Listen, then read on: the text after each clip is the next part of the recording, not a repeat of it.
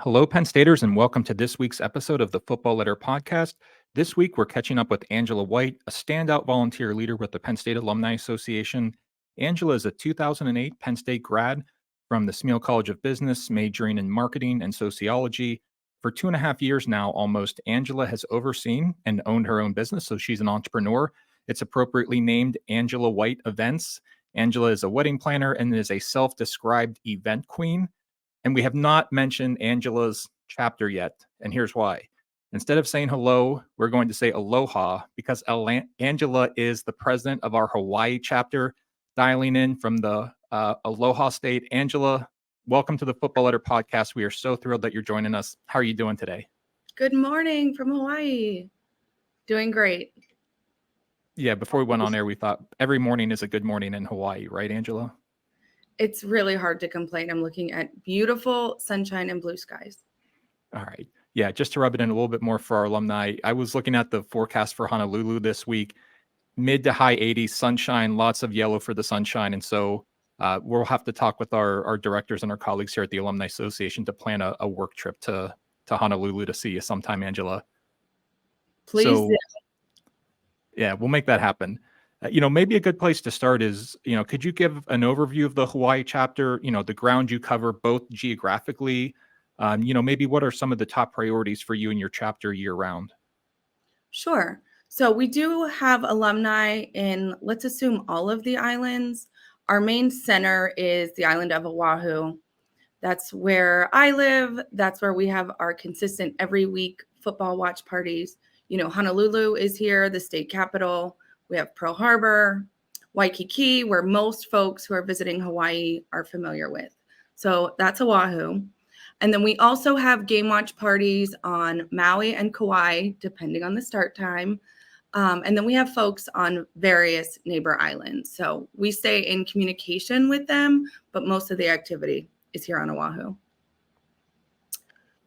So sticking with that theme with the football chapter watch party, so you're 6 hours behind Eastern time zone. So for a noon kick, up and at 'em at 6 a.m., outside of the early start time, actually, let's just stick with that theme. With the early start time, how do your watch parties connect Penn Staters?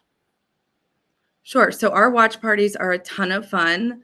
There is a stark difference between a 6 a.m. kickoff and any other time. So 6 a.m. kickoff, we maybe have our 1 or 2 or 3 diehards there, and then everyone else kind of rolling in as their morning gets started.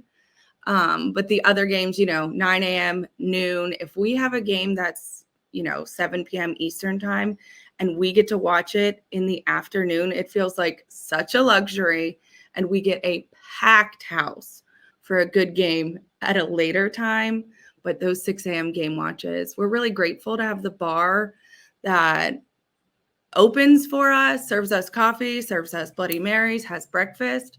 But there's something to be said about driving to the bar in the dark before it opens in the morning. Yeah, we've got a bunch of noon kicks this season. We're also going to have some more night games with CBS and Fox and NBC and just kind of a more national coverage for Penn State football. We're also going to be coming out to the West Coast starting next season more often. And so we'll keep an eye on those early kick times. So if you see a noon kick, just say a little thoughtful, keep your thoughts with Angela in the Hawaii chapter, know that they're getting up early. When you have that opportunity, and we'll talk about what the chapter does beyond football as well, when you do have the opportunity to get Penn Staters together on game day, what does that mean for the chapter itself? And kind of what does that opportunity mean for you, for Penn Staters to just get together and enjoy some time together and watch the football team? Sure. It's a really special thing here, of course, being so far from the mainland and, of course, even further from dear old state. So we always have a different group of people, whether that's because there are tourists visiting, maybe it's their once in a lifetime trip to Hawaii. Maybe they come, every other year for Christmas. So we see them at the bowl game. The next layer of that is a lot of our alumni who live here are connected to the military. We have all branches, well, maybe not Space Force, but we have most branches of the military with bases here on Oahu. So we get a lot of Penn Staters who are connected to the military who are here for a year or 2 or 3, and they kind of come and go. And then the rest of us are folks that live here and are no longer connected to the military or not at all. We kind of come and go. I've moved away and come back. But it's any given week, you're going to meet someone that you've never met before, you likely won't see again. So it's nice to be, pun intended, the island of Penn State all the way out here in the middle of the Pacific Ocean, because once you're in there and you see the Penn State flag at the door, you know you're at the right bar, and you know the experience you're going to have.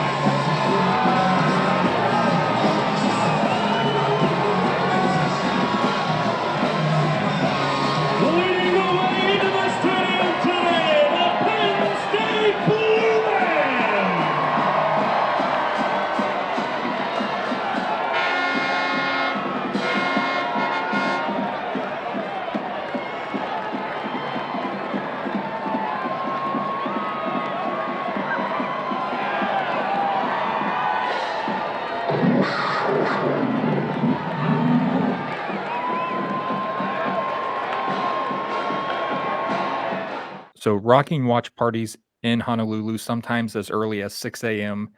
Angela, beyond football, what are some of the things that the Hawaii chapter does year round to keep Penn Staters connected? Yeah, we're definitely active in the off football season. We volunteer regularly. We do a beach cleanup that's getting bigger each time we do it. We volunteered on the Battleship Missouri before, which is a nonprofit here. It's located in Pearl Harbor, so tons of historical significance. We welcomed the Penn State men's volleyball team here in the spring. They were here for a tournament, so we were able to have dinner with them, do a meet and greet, and then they beat the University of Hawaii at game 5 right down to the end. So that was amazing. Anytime anyone's coming here from Penn State, obviously we want to be here to welcome them. We also do a good amount of fundraising. We recently pulled all our Penn State minds together to do something for the fires on Maui in Lahaina. Kathy Yu is one of our really active board leaders alongside myself and a handful of others. She had posted on Instagram about the stevedores collecting donations at the dock. We decided to support it as a chapter. We made it to Costco. We raised money. Other chapters were sharing it. It was a really beautiful Penn State connection, just seeing not only the Penn Staters here and our networks, but then the Penn State Alumni Association network just really doing what it does. And we were able to raise, I think, almost $2,000 that was all sent to Maui, either in the form of donations or monetary donations to organizations that were well vetted. That's so wonderful to hear, Angela. We just wanted to take a moment and say thank you for all the different ways that you get back to your local community. And I think that's a good example for all Penn Staters, in that, you know, maybe you're interested in football watch parties, or maybe you're interested in something else and you just kind of want to get involved in the local community. Your local Penn State chapter, chances are, you know, they offer a number of activities and opportunities like the Hawaii chapter does. So thank you, Angela. Sure. And we do a couple other things that are even more, we just do a couple other things that are different. We do the Beaver Stadium 5K fun run walk in the spring. We do our own because obviously we're not getting back there. So, you know, every different event attracts a different type of Penn Stater. You know, we do stuff leading up to Thon. We fundraise for Thon as a chapter, just depending on the time of year and what's going on. And then, of course, being this far away, it's Halloween. Some of the Penn State girls and I this weekend are doing a doubleheader of 2 Halloween movies. So the Penn Staters are there. You just have to kind of find them. Yeah, for sure. And thanks for sharing that, Angela. And just, for a little bit more context for our readers or for our listeners, I should say, we have more than 130 alumni chapters, more than 200 affiliate groups. So many of them talk about, even beyond the network, it's a community, it's a family. And so, I think there's also something to be said for when you meet a Penn Stater and you're a little bit farther away than, say, Maryland or Ohio. Maybe there's a little bit extra connection there, as you were saying. And I wanted to follow up on something you said earlier. You said you moved away from Hawaii and moved back. Just wondering, how long have you been in Hawaii, and what role did the chapter play? And once you were in Hawaii, kind of finding, your own network, your own community. Sure. So I actually moved to Hawaii 3 days after graduating Penn State, much to my parents' dismay. I moved here with 2 other Penn Staters. I had family here. But I lived here, moved away, and then decided to come back. But when I first got here, watching Penn State football was not on my radar. I was here to try to be an adult.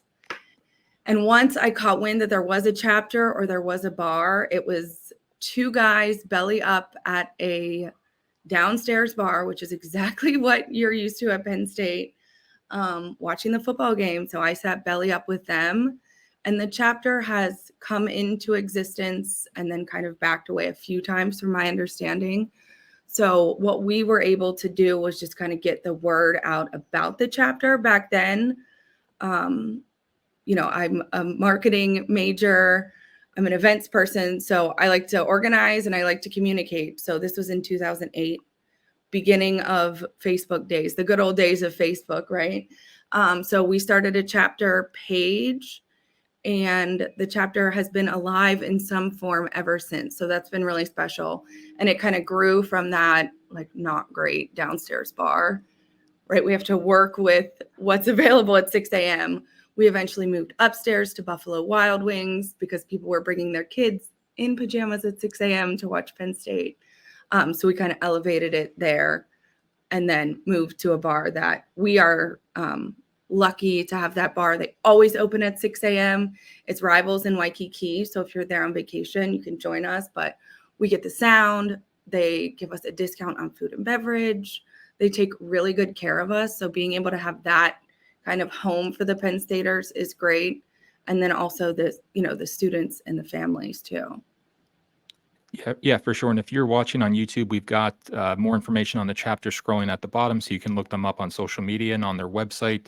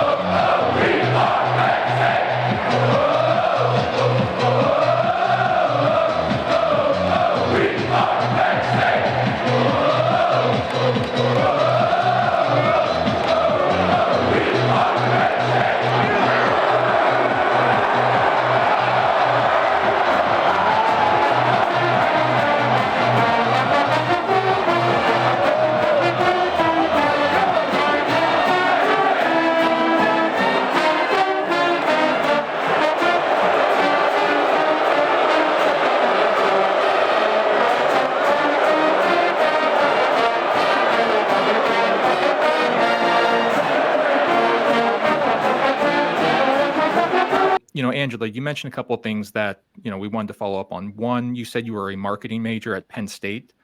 So how did your Penn State experiences, the leadership skills that you learned at Penn State, how did they transfer over to your role as a chapter president, and even early on as you started to take on a leadership role within the chapter? Yeah, I would say I definitely always was drawn to being a leader. I mean, even in high school, and not a lot of people volunteer for that sort of stuff. So that's how you get in those positions, is you show a little bit of interest. And like I said, I'm a busybody. I'm organized, and I like to be doing a lot of things. So my personality type paired with that just kind of made it easy. So when I find there's just a couple guys in Penn State shirts sitting at the bar, I think, okay, where are the rest of the Penn Staters and how can we reach them?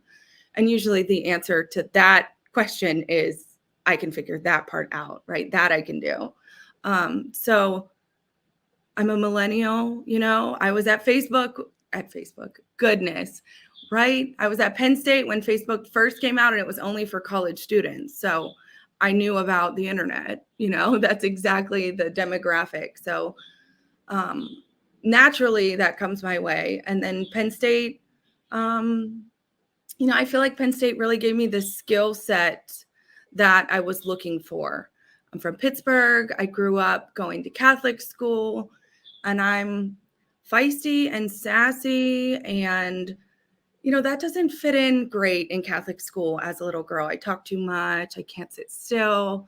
Then I went to Penn State where that mindset was different. And I found out I could be a woman in business, and it was like, sign me up. What do we do next here? So I found the opportunities in the business school. There's someone that will review your resume for free. I went to that woman. I went to her twice. I mean, what Penn State for me was everything I hoped that it would be. And then I knew that if I applied myself, I knew that there were more opportunities there than just going to class and just meeting your roommates, the people down the hall. So I feel like I approached it aggressively, and now Penn State helped me hone that kind of skill set. And now I don't think I know how to turn it off.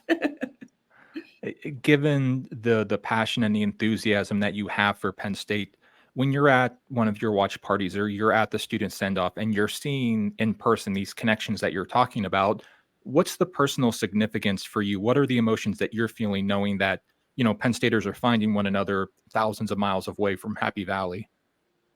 Yeah, I'm like the proud grandma, like such a proud alumna. I wanted to go to Penn State mostly because of Penn State cheerleader Barbie. But the reason I was exposed to Penn State cheerleader Barbie was we'll call him uncle, close family friend. And he went to Penn State, and his garage had all the football buttons. And I was 10 when they had their first baby. I mean, I was like a big girl and able to hold her and able to be that doting auntie that I am as an adult. But she had a Penn State cheerleader Barbie. And to me, it was like, okay, I could see the passion. I knew that he went to college. I was 10. So right there, hook, line, and sinker for Penn State with me. I saw his passion. I saw his life. And as a 10-year-old girl, I mean, you're the Barbie movie. Penn State even had its own Barbie, and she came with a diploma. So, I mean, there you go. I was born that day. But that community, that was my first glimpse of it. Going to Penn State, getting into main campus when my guidance counselor told me I wouldn't, it's just kind of you hear about haters fueling you, and then something like that happens and you're like, oh, okay. So, I knew that Penn State community. I knew that secret sauce. And then, they let me in, and here we are. And now they're, like I said, I was at the college fair talking about Penn State to high school students yesterday. And I said, it does become our personality once you're there. So it's just so nice to be able to foster that.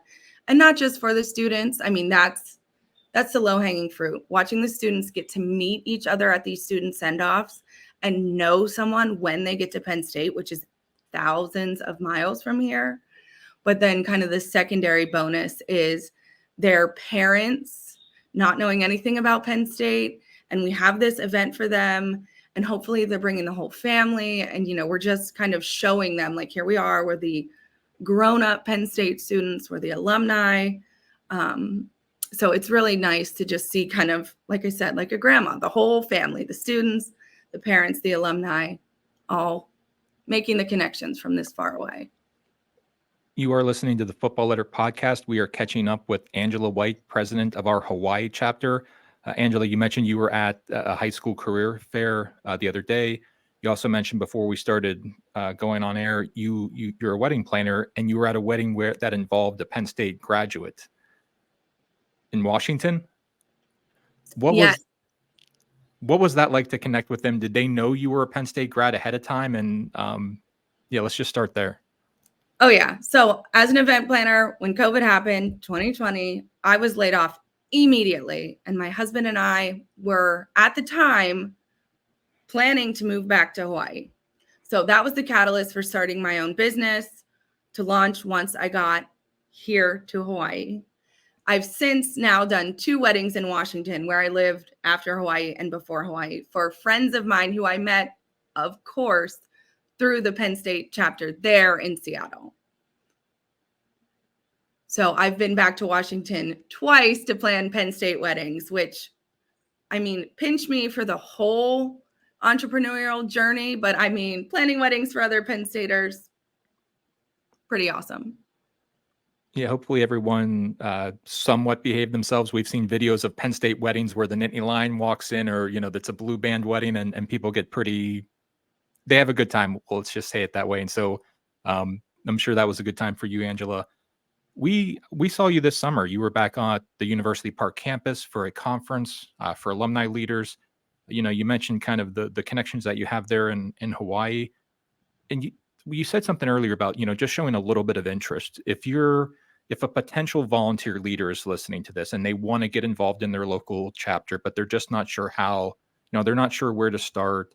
Like, what would be some advice that you would have for them in terms of, what's a good way to just maybe get started and take a first step? Sure. I mean, find your chapter, sign up for their newsletter, or subscribe to their Facebook, Instagram, whatever. I mean, if you have that one moment of interest, go ahead and find them, see what they're doing. And then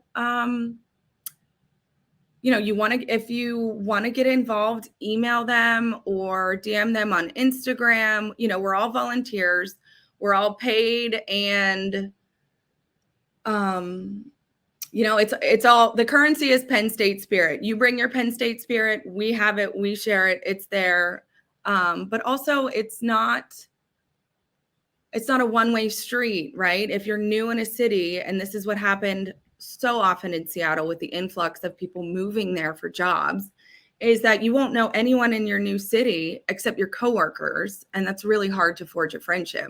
So find the chapter and find your friends, find your Penn Staters, find where to get your hair cut. Like, the Penn Staters are there doing what they do, watching football, grabbing a drink afterwards, probably in this example, going out for Halloween. Find those Penn Staters and they will lead you to your new life, wherever it is, or just a taste of home if you're on vacation. We love when we get a visitor from a different Penn State chapter, or someone who was walking past the hotel in Waikiki that the bar is in. It's just, they're there, the Penn Staters are there. And then also, it is, as we bragged at the college fair, the alumni network is not just us being obsessed. It's literally in the paperwork. It's what we're bragging about at the college fair. I think the number is 750,000 alumni. Don't quote me. But, coming back this summer was amazing. And I was able to go because of a grant given by another alumni chapter. They flew me and a couple others from other chapters. But I mean, once you're connected, Penn State doesn't just serve you for your college years. It keeps us going. The currency is Penn State spirit. Somebody needs to slap that on a t-shirt, and just, I will happily hand over my money. We're going to, Vince, we need to make sure that we in here, cut this part out, save it for our next product launch. Yeah, Vince, we gotta catch up after this to figure out how we make that an actionable item, as they say. And Angela, we can quote you. We've got the official facts here. So living alumni, 775,000 and change. So, we're not bragging. That's just the numbers. That's the raw number. And so, yeah, obviously we're fortunate and grateful to have so many outstanding volunteer leaders such as Angela. Angela, what was your favorite class at Penn State? Oh, favorite class at Penn State. My knee-jerk reaction is to say anything that made me walk past the Willard preacher. But maybe that is the truth. My minor was in sociology. My major was in business, and I felt like that businesswoman that I wanted to be marching into the business building. But then my minor was sociology, which is just learning the patterns that people use to make their life decisions. Family, culture, demographics, all ties into, first you walk past the Willard Preacher. John, do you know the Willard Preacher? Oh, I could see you and Gary going back and forth. That would be must-see theater. Oh, no, not fresh out of Catholic school. I was not ready for that. I would sit there and listen, and I would eat my lunch out there. But the Willard Preacher was like he's the keeper of the Willard building. And then you go in, you have your sociology classes, which was unlike the business classes, unlike the gen eds you're taking your first 2 years. And of course, unlike Catholic school, where it just kind of cracked my brain open to understand humans and the way they operate. So I loved my sociology minor. I don't know how I got to that decision, but it made perfect sense for me because my degree is in marketing. Our customer is the consumer. So then I kind of felt like in my back pocket, knowing how people made their decisions was important. And then that, of course, was the perfect setup to move someplace like Hawaii, where the demographic is completely different from Pennsylvania. Angela White, president of our Hawaii chapter, 2008 Penn State grad, feisty in her own words, going up against the Willard Preacher at Penn State. Angela, you represent Penn Staters well in the Aloha State. Thank you so much for stopping by the podcast and catching up. We were thrilled to catch up with you, and we'll keep you updated about what our directors say about taking a business trip to Honolulu. Let's do it. Thank you so much, John. All right. Thanks, Angela. Angela White, everyone.